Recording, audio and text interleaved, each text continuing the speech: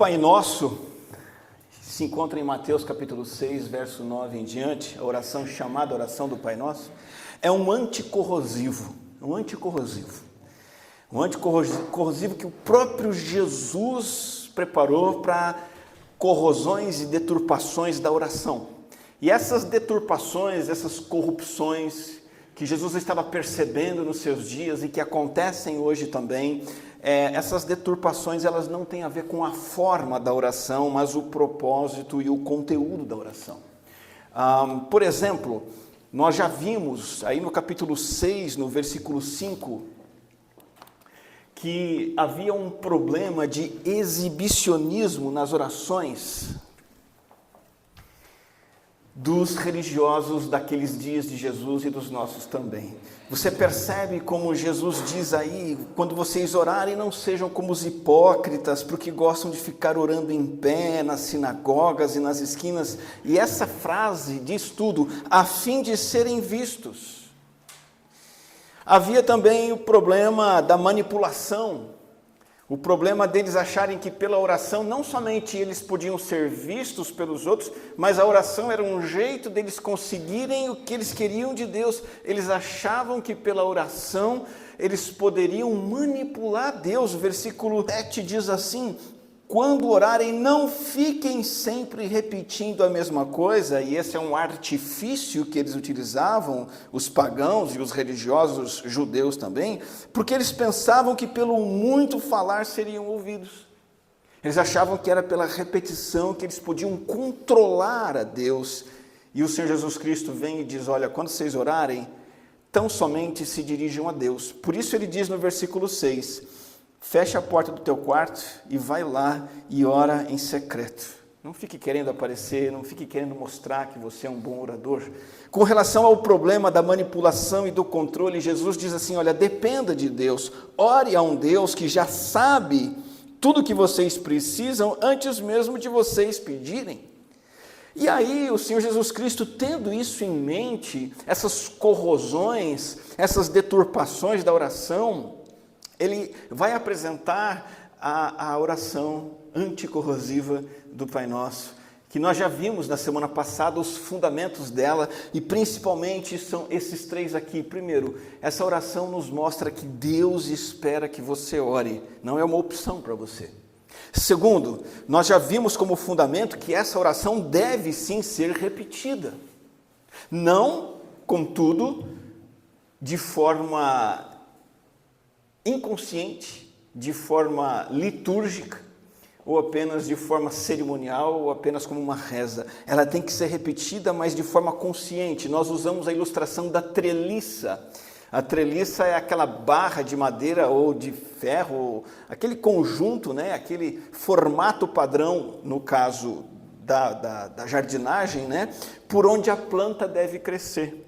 E o Pai Nosso é assim, eu devo repetir e usar essa oração como um conteúdo que precisa corrigir as minhas orações, senão eu começo a orar tudo errado. Então eu preciso balizar minhas orações, guiá-las e corrigi-las nesse modelo. E nós já vimos também como fundamento da oração que o Pai Nosso não deve modelar as nossas palavras apenas. O Pai Nosso deve modelar antes os nossos afetos e os nossos comportamentos. Quando olhamos para Jesus, nós percebemos que ele não apenas pronunciou essas palavras, mas antes era o que ele amava.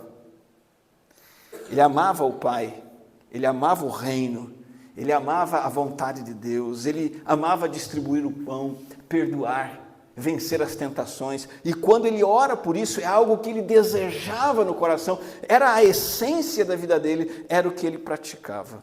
Então, posto isso, eu quero ler novamente a primeira parte da oração, chamada oração do Pai Nosso, e entrar com vocês aqui numa coisa que eu estou chamando de jornada de oração. Jornada de oração transformadora e profunda. Eu quero propor para você como é que você pode aprender e desenvolver a arte da oração centrada em Deus. Eu gostaria que você realmente experimentasse na sua vida poder dialogar com Deus e orar de um jeito que você está voltado para Deus e ter certeza que você está falando para Deus o que Ele quer ouvir de você. Vamos nessa jornada juntos, e o versículo 9 diz o seguinte: vocês orem assim: Pai nosso que estás nos céus, santificado seja o teu nome, venha o teu reino, seja feita a tua vontade, assim na terra como no céu. Nós vamos nos concentrar apenas nessas afirmações, e a oração do Pai Nosso como um todo, ela há uma pequena divergência quanto a isso, mas alguns dizem que ela tem 6 petições. É muito importante que desses 6 pedidos, os 3 primeiros digam respeito diretamente a Deus. Existe uma coisa que é muito interessante da gente pensar, que no velho normal, e eu uso essa expressão de propósito porque nós falamos sobre novo normal, velho normal na pandemia, né? E aqui eu quero trazer para um outro sentido isso. No nosso velho normal espiritual, na carne, sou eu vivendo para mim mesmo. As palavras que nós usamos no velho normal, quando Deus não reina na nossa vida, como que a gente pensa, como que a gente funciona, como que a gente processa as coisas? Eu, mim, para mim, comigo. Esse é o velho normal. As palavras mais comuns na boca de um incrédulo, na boca de um imaturo na fé, são essas, egocêntricas, voltadas para mim. E isso agora se replicou inúmeras vezes nas redes sociais. Nós estamos todos replicando nós mesmos, o que fazemos, o que somos, o que temos de bom, estamos distribuindo por aí. Esse é o padrão imaturo de viver. Eu projetado, eu manifesto, eu aparecendo. E então é se ver como centro das orações. É claro que isso corrompe a oração também. É claro que essa mentalidade torna as orações exatamente dessa forma. Deus como um gênio da lâmpada, disposto e pronto para satisfazer os seus desejos. Uma visão totalmente errada de Deus, como alguém que vai resolver seus problemas, alguém que vai atender suas necessidades, alguém que vai realizar os seus sonhos. Algo de errado não está certo nessa história. No novo normal, que é o normal e a normalidade da vida do discípulo de Cristo, do seguidor de Cristo, as prioridades mudam, as paixões mudam, o jeito de viver muda, e aí as palavras mudam, as palavras da oração mudam. Deus se torna prioridade, e isso então ressignifica toda a oração, e ressignifica até algumas coisas que nós achávamos que eram verdades com base bíblica e não são. Por exemplo, entendimentos infantis de versículos como o de Mateus 7, peçam e será dado. Aí, está vendo? Está na Bíblia. O velho normal pensa assim, bom, o que eu pedir Deus vai me dar. Não é isso que Jesus tem em mente. Busquem e encontrarão. Uau! Isso é incrível, batam e a porta será aberta, e Jesus ainda vem e reforça, pois todo o que pede recebe, o que busca encontra, e aquele que bate a porta será aberta. Isso não está falando de uma criança mimada fazendo birra, até dobrar os pais e conseguir convencer os pais a fazer o que eles querem. Mesma coisa, João 14, eu farei o que vocês pedirem em meu nome, para que o Pai seja glorificado no Filho. Então quer dizer que o que a gente pedir em nome do Senhor, Ele vai fazer. De novo, não está falando de uma criança mimada, batendo o pé até conseguir convencer os pais. Jesus fala aqui de discípulos maduros, que têm prioridades refeitas no coração. Pessoas que entenderam o Evangelho e agora têm outros amores, outras prioridades, outras agendas, que se refletem em orações também diferenciadas, que por isso mesmo serão ouvidas. Por isso que a oração do Pai Nosso começa com o quê? Pai Nosso. Então a invocação de Deus como Pai aparece antes mesmo de fazer qualquer pedido, e o foco está na pessoa de Deus, o Abba. Chegar-se a Ele numa intimidade que é profunda, mas também é respeitosa, essa ideia da afirmação Pai Nosso.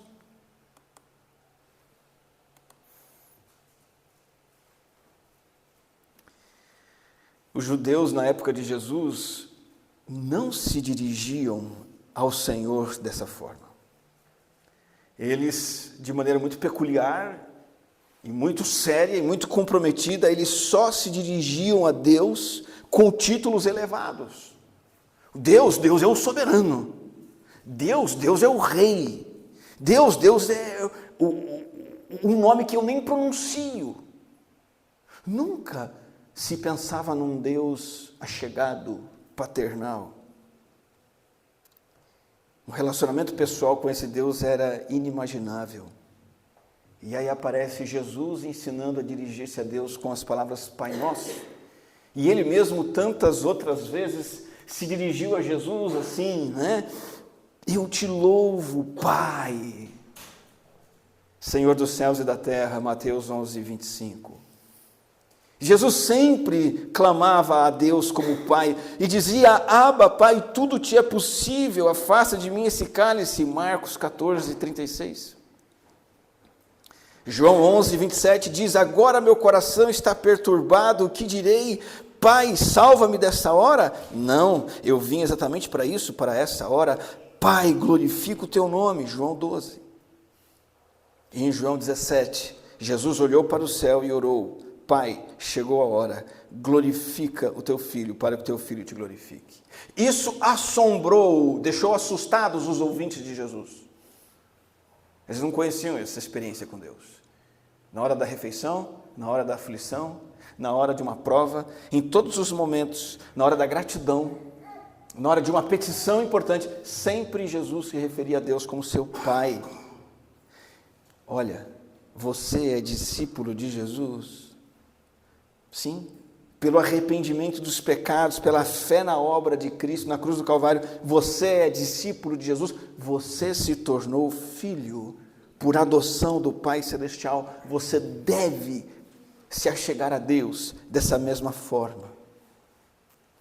O apóstolo Paulo nos diz que Deus, o Pai, envia o Espírito para habitar o nosso coração e clamar dentro de nós, Abba, Pai, e nos impulsionar a essa maneira de lidar com Deus e se dirigir a Deus. É muito interessante, não sei se você se lembra, mas depois que Jesus morre, é sepultado e ressuscita, algumas coisas acontecem. Uma delas é o seguinte, lá em João 20, Jesus diz assim, olha, vá porém a meus irmãos, olha o que Jesus disse, vá meus irmãos, lembra dessa passagem? E diga-lhes, estou voltando para o meu Pai. Só que aí Jesus diz mais uma coisa, isso é fundamental. Jesus diz assim, estou voltando para o meu Pai e Pai de vocês. Pois você pode encontrar isso na Bíblia, em João 20, 17. Quando Jesus faz a obra que nos reconcilia com Deus, o Pai, ele diz assim, olha, eu vou para o meu Pai, que também é Pai de vocês agora.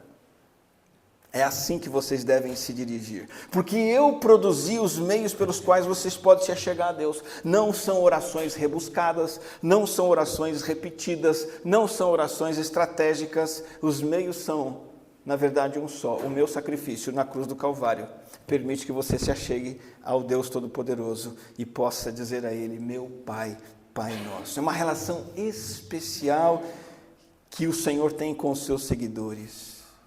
Uma relação específica que também não é a paternidade geral de Deus como Deus Pai de toda a humanidade, no sentido de que todos procedem dele, são mantidos por ele, não nesse sentido. Atos 17 fala que todos são descendência de Deus, nesse sentido que todos vieram de Deus, não. Muito mais do que isso, uma relação diferenciada com Deus, que só alguns têm, que são aqueles que se achegam a Cristo pela fé, uma relação rica de pai e filho, pela fé em Cristo Jesus. O que há nessa relação com o Pai Nosso? A vida. Eu tenho vida espiritual. Eu estava morto, mas agora existe um Deus que é real. Nessa relação há aceitação.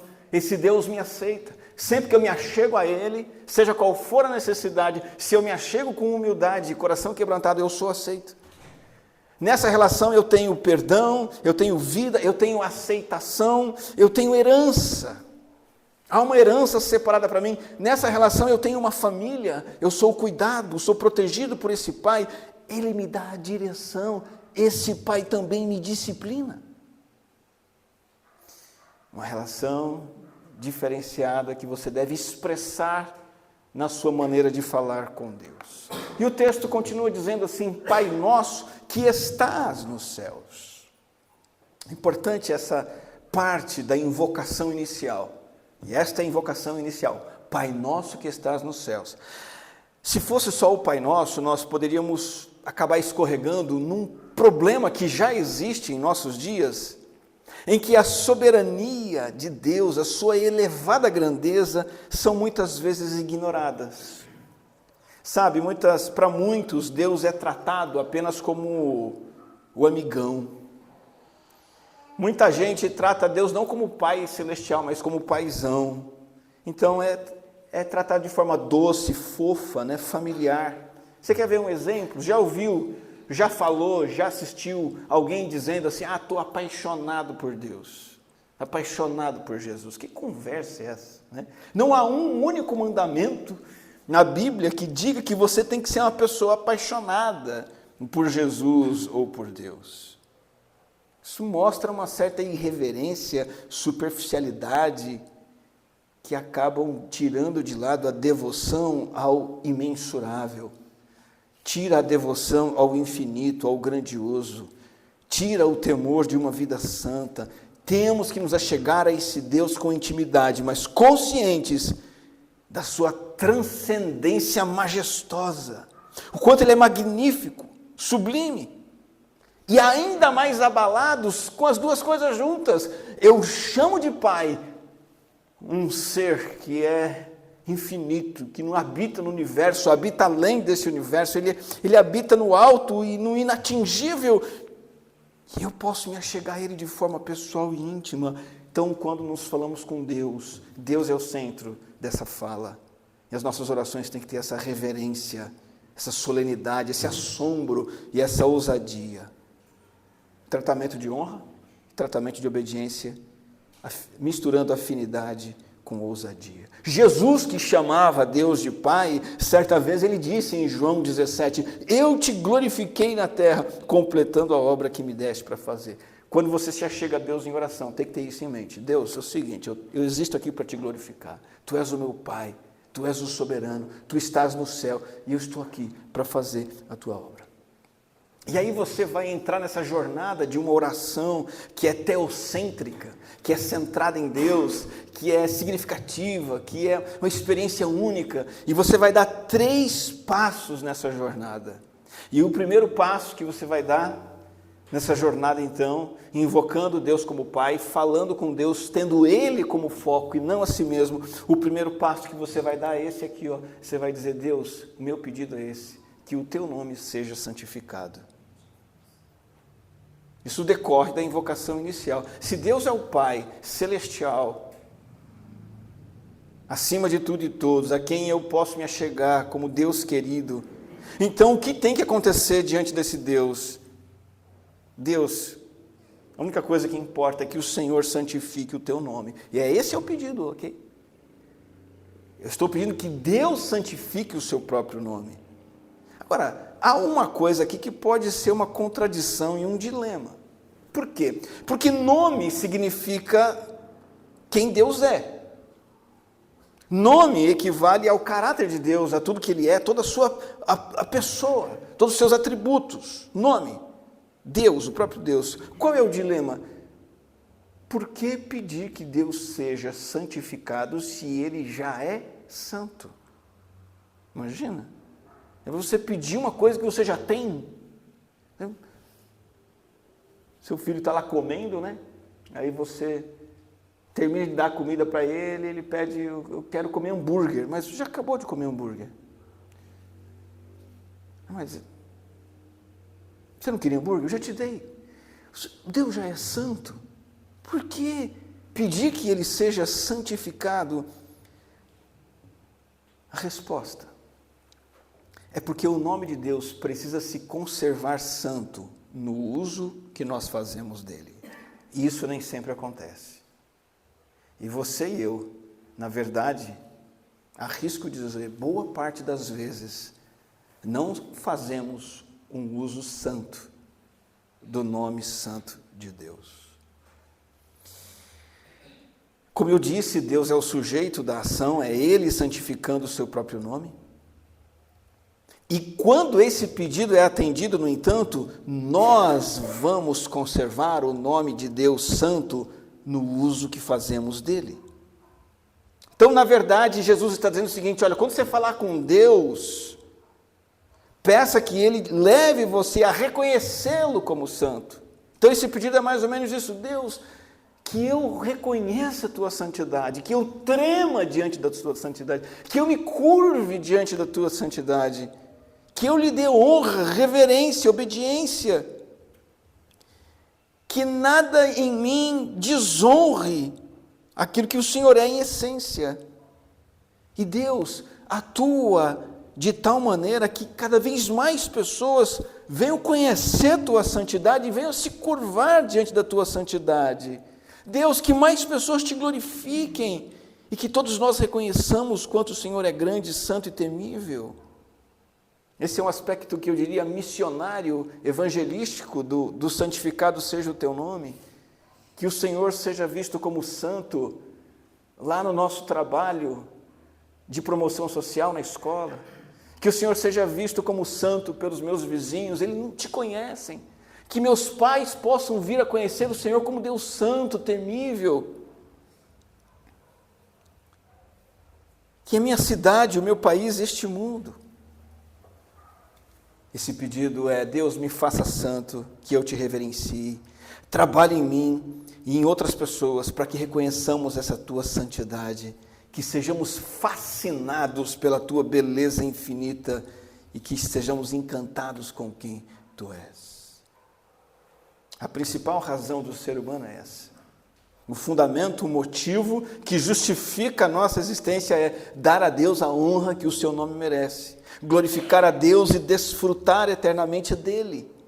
Ele só é o único que deve ser reconhecido de maneira distinta diante de tudo e todos, que ele seja tratado com essa dignidade, que haja respeito na maneira como falamos com Deus, na maneira como nos comportamos, na maneira no que pensamos, em como nos relacionamos, conversamos uns com os outros. Santificado seja o teu nome, que o peso da glória de Deus esteja sempre presente. Esse é o primeiro passo na jornada de oração centrada em Deus. Você reconheceu que Deus é o Pai nosso que está no céu, você quer que esse Deus seja reconhecido por todos como santo. O segundo passo nessa jornada de oração teocêntrica é você dizer assim, então venha o teu reino. Deus é o supremo chefe do mundo natural, do mundo espiritual, da história que nos cerca, que nos envolve. Deus é o rei que governa. Mas, assim como a luz não existe para quem fecha os seus olhos, eu estou aqui na luz, mas se eu tapar os meus olhos, não há mais luz. Eu estou na escuridão. Você pode fazer o teste aí com você também. A luz continua existindo. Ainda bem que não deu uma queda de energia aqui, senão ia acabar com o meu exemplo, né? A luz continua existindo, mas para mim ela não existe. E quando a gente ora, venha o teu reino, nós não queremos que Deus comece a governar. Ele já governa, ele já é o governante, mas esse governo não existe para quem está de olho fechado. E talvez você esteja de olhos fechados para o governo de Deus, em primeiro lugar, rejeitando esse governo, não aceitando o comando e o controle dele. E disso decorre todos os nossos problemas. Nós somos criados para servir ao Senhor, obedecer ao Senhor, sermos reinados por Ele. Quando servimos e obedecemos outras pessoas, outras vontades, quando fazemos o que o nosso coração deseja, aí começa a encrenca. Aí começa o problema espiritual, começa o problema no casamento, problema com o pai e filho, problema psicológico, problema cultural, problema financeiro, material. Por quê? Porque não é Deus que está governando a nossa vida. São os nossos desejos, são outras pessoas, outras coisas. Então, esse pedido é urgente, constante. Deus, abra os nossos olhos para a realidade do teu reino. É um clamor para que o senhorio de Cristo cresça, se amplie. Que Ele resgate da condição de rebelião contra a sua autoridade e que Ele traga pessoas dessa situação de rebelião para submissão ao único Rei. E esse aspecto inicial, na verdade, é a dimensão pessoal. Deus, a minha vida, cada área dela. Então, quando eu oro assim, vem o teu reino, eu tenho que dizer assim, Deus, reina nos meus pensamentos. Governa a maneira como eu converso com meu filho. Reina e controla a maneira como está o meu casamento, como eu estou me comportando no meu trabalho. Governa os meus sentimentos, os meus planos, a minha agenda semanal. Sou eu que estou fazendo a minha agenda, é o Senhor quem tem que determinar a minha agenda. E isso não é por obrigação, mas porque eu desejo honrar esse Rei, porque Ele é amado e eu faço isso com alegria. E em segundo lugar, existe a dimensão global, presente e futura. Eu peço que o Senhor governe na minha vida e que a partir de mim se expanda esse governo até chegar à plenitude que nós chamamos de plenitude escatológica. Você, quando ora, precisa orar com esse desejo ardente de que o poder e a autoridade do Senhor se manifestem em você e através de você no tempo presente e cada dia mais, alimentando a expectativa de que Ele vá governando até o dia que Ele volta e instale o seu governo global, universal, plenamente. Venha o teu reino não é só uma frase solta no ar. Venha o teu reino envolve que você almeje a vida futura de justiça e paz. Venha o teu reino significa que você quer que o reino de Jesus Cristo, que foi inaugurado, continue se expandindo e que mais e mais pessoas abram os olhos. Venha o teu reino significa dizer como Paulo, Maranata, vem Senhor Jesus.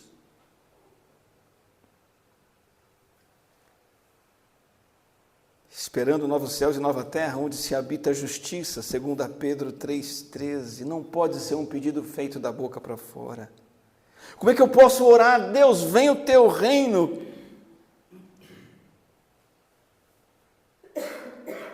E efetivamente não desejo que isso aconteça. E continuo buscando o meu reino. Seguindo a minha agenda, a minha prioridade, os meus sonhos. Deus, vem o teu reino, mas o meu foco agora é terminar a faculdade. Deus, vem o teu reino, mas o meu compromisso agora é terminar de pagar meu carro. Eu não tenho dinheiro para mais nada. Vem o teu reino, mas sábado eu não posso servir no projeto social porque meus sábados estão lotados. Vem o teu reino, mas eu não tenho tempo de trabalhar em nenhum ministério da igreja. Vem o teu reino, mas eu preciso curtir meus netos. Vem o teu reino, mas eu tenho que correr atrás de um salário mais alto. Será mesmo que há esse desejo ardente para que o reino venha? Ou a gente prefere ficar patinando em nosso próprio reino, que, na verdade, nada mais é do que um atoleiro de falsidade e injustiça? Então, quando você ora, use essas palavras, mas peça ao Senhor que essas palavras também transformem suas afeições e seus comportamentos. E nessa jornada da oração teocêntrica, então, você deseja que Deus seja santificado e que o reino dele venha e se manifeste. E aí você vai dar o terceiro passo nessa jornada da oração teocêntrica, que é orar, seja feita a tua vontade, na terra como no céu. Você tem orado por isso? Você tem dito ao Senhor, Deus, santificado seja o teu nome. Senhor, vem o teu reino. E agora você também tem feito esse pedido, seja feita a tua vontade. Meus irmãos e irmãs, a vontade de Deus é boa, perfeita, é agradável. Não tem melhor pedido a fazer do que esse. Ore por isso, não tem pedido melhor. Pedir ao Senhor que Ele faça a vontade dEle é melhor do que pedir para que você tenha uma casa na praia em Cancún. Porque a casa na praia em Cancún não é boa, perfeita e agradável, a vontade de Deus é. Pedir que a vontade de Deus seja feita na sua vida é melhor do que pedir pela namorada mais linda que possa existir em Morungaba, porque a vontade de Deus é boa, perfeita e agradável, e a namorada linda não é. A melhor coisa que você tem a pedir ao Senhor é que a vontade dEle seja feita. Um carro bonitão não é bom, perfeito e agradável. Uma casa quitada não é boa, perfeita e agradável. Essa vontade boa, perfeita e agradável que você deve pedir e buscar, ela tem um aspecto moral. Se Deus vem com o seu reino, isso significa que Ele governa e eu faço a vontade dEle. Eu não demoro em fazer a vontade dEle, eu não resisto, eu não me oponho. Então eu oro, seja feita a tua vontade, nesse sentido, eu tenho uma obrigação e um privilégio de fazer o que o Senhor manda, num mundo que inverte tudo o que o Senhor manda. Um mundo onde o mal predomina, prevalece.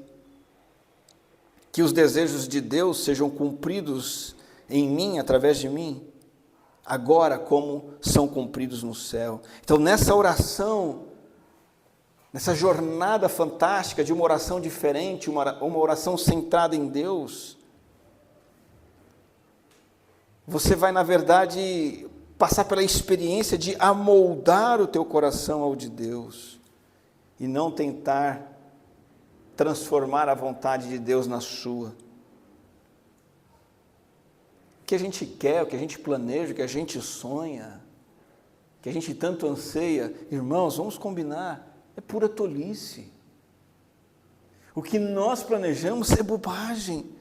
Não se compara aos desígnios do Senhor. Ele tem o poder, Ele é sempre bom, Ele é perfeitamente sábio. Então, a vontade de Deus é a melhor coisa a buscarmos e pedirmos. Agora, se você ora, seja feita a tua vontade, você precisa bancar o que você diz. Para quem joga truco, né? Não adianta nada você gritar, truco! E aí você não tem carta nenhuma para mostrar, né? Cadê o zap? Não tem. Não adianta nada você falar, Deus, seja feita a tua vontade. Você tem que bancar esse pedido. Como? Buscando aprender a vontade de Deus. Não adianta nada. Deus, seja feita a tua vontade. Seja uma pessoa que faz tudo o que está ao seu alcance para conhecer a vontade de Deus, estudando as Escrituras com constância, com esforço e com humildade. Não adianta nada pedir que Deus faça a vontade dEle se você não se esforça por aprender a palavra, ler a palavra. Inclusive, na quarta-feira passada estivemos aqui com uma aula fantástica, a Mel que está ministrando para nós sobre oração e falando inclusive sobre o Pai Nosso, e quanta coisa impressionante que nós vemos na Bíblia.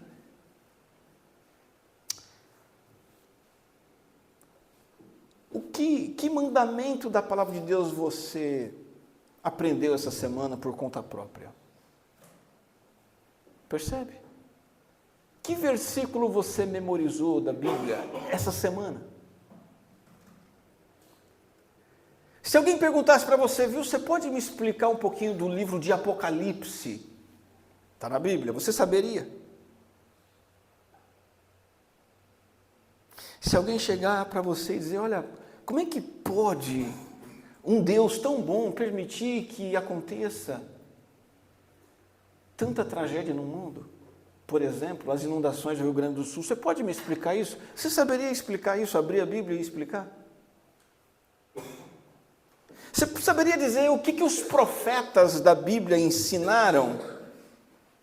Qual é a mensagem principal do Evangelho de Lucas? Você sabe? Não adianta dizer, Deus, seja feita a tua vontade. Vem na igreja, abre a Bíblia no domingo, 40 minutos, fecha e depois a Bíblia fica lá. Você está pedindo o truco, mas não está mostrando o zap. Pediu que a vontade de Deus seja feita, busque aprender. E aí vem o segundo compromisso. Busque cumprir toda a vontade de Deus, tanto quanto você tiver conhecido.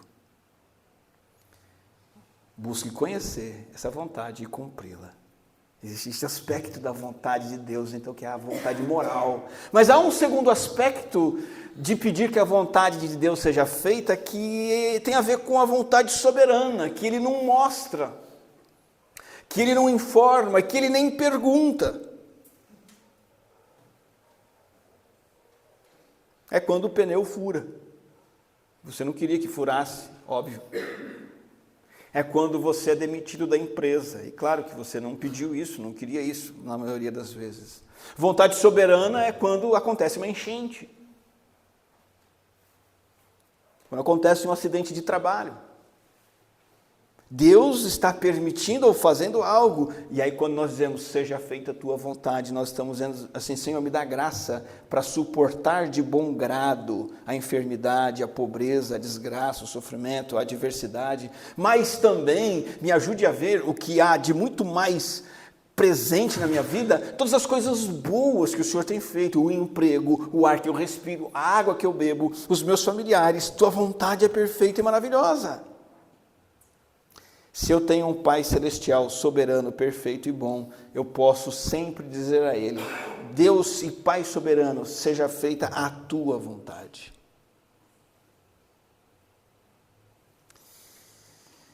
Quem confia em Deus como Pai,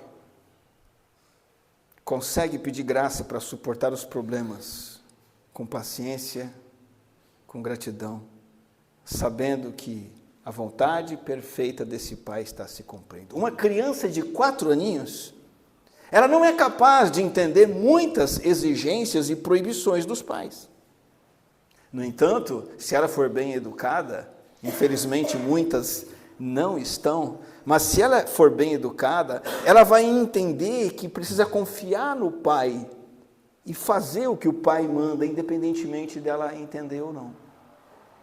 De 4, 5, 8, 10, talvez até a adolescência, o ideal é que esse filho aprenda a confiar no pai e na mãe. E com o tempo ele vai entender que tudo aquilo é importante para a vida dele. É assim que tem que funcionar com Deus.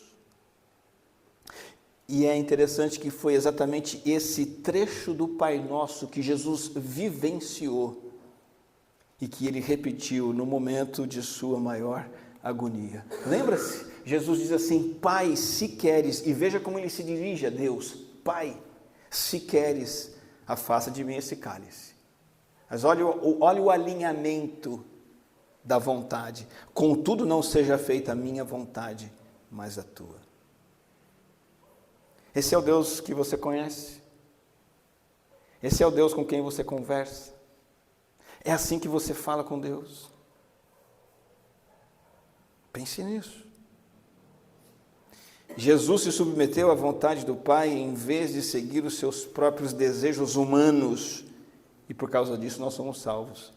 Ele foi adiante, ele fez a vontade de Deus, foi até a cruz. Era o que o Pai queria, ele nos salvou.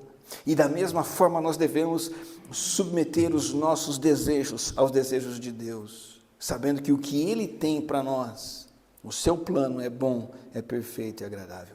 Se você se recusar a fazer essa oração, ou se você fizer essa oração, seja feita a tua vontade, mas não praticá-la, você vai cair num problema sério que é tentar tomar o lugar de Deus. E aí vai ter um conflito de vontades, a sua vontade não se realiza. Quando a gente não vê a nossa vontade se cumprindo, o que acontece? A gente fica ressentido, a gente quer se vingar, a gente murmura, a gente difama, calunia, pragueja, esperneia. Temos paz? Não temos paz. ficamos agitados, ansiosos, inquietos, queremos ficar tentando controlar o que é incontrolável, simplesmente porque nós não aceitamos que Deus é o Pai perfeito, que tem uma vontade que é perfeita para a nossa vida. Mas a submissão à vontade de Deus e a aceitação da vontade soberana de Deus coloca a gente ali naquele estado de paz, mesmo na tempestade. A gente consegue vencer o desânimo, ficar livre de amargura, coração duro, porque nós sabemos que Deus está controlando a nossa vida. Lembra das 6 petições do Pai Nosso, as 3 primeiras, de propósito, elas têm a ver com Deus. Essa é a jornada de oração teocêntrica que você deve ingressar. Os interesses são os de Deus, os prazeres são para Deus, de Deus, a glória é de Deus. As nossas necessidades, nossa carne pode enferrujar a oração, e esse é o anticorrosivo de Deus. Use o Pai Nosso dessa forma. Ore esse trecho do Pai Nosso do seu jeito, hoje, agora, no seu lar, durante essa semana, dando prioridade naquilo que você fala com Deus, dando prioridade para isso, para louvar, honrar, exaltar a grandeza de Deus, o controle de Deus, a vontade de Deus. Essa é a oração autêntica, essa é a oração profunda, essa é a oração transformadora, que talvez a tua alma esteja necessitando. Talvez você está aqui hoje inquieto, inquieta, angustiado, angustiada, buscando isso, aquilo outro, que não vai te dar resposta e sentido para viver. Na verdade, o que cura o coração ansioso é ele se voltar para as prioridades de Deus, porque isso nos tira do nosso ego, que distorce toda a nossa visão. São 3 passos. A pessoa de Deus, santificado seja o teu nome. O reino de Deus, venha o teu reino. A vontade de Deus, seja feita a tua vontade. Vamos orar? Senhor Deus, que não sejam palavras apenas que aprendemos aqui, mas que essas verdades sejam afeições do nosso coração e sejam comportamentos que nós desejamos adotar.